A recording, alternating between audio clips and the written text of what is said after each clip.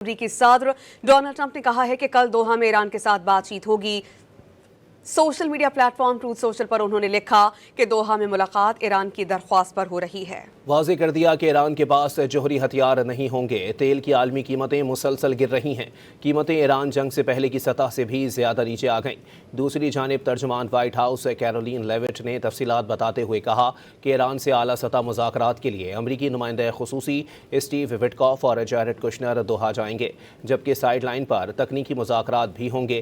Karoline Leavitt ने कहा कि सदर ट्रंप चाहते हैं कि अमन अमल आगे बढ़े, लेकिन ईरान ने तिजारती जहाज़ों पर हमला किया तो अमरीका जवाब देगा। ईरान के साथ अमन अमल जारी रहा तो MOU बरकरार रहेगा।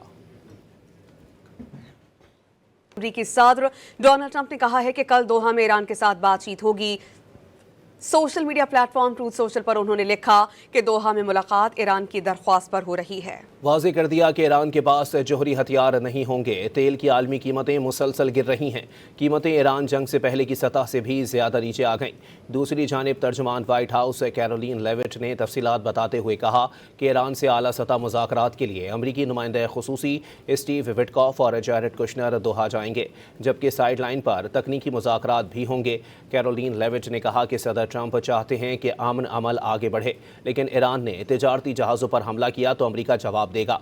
ईरान के साथ अमन अमल जारी रहा तो MOU बरकरार रहेगा।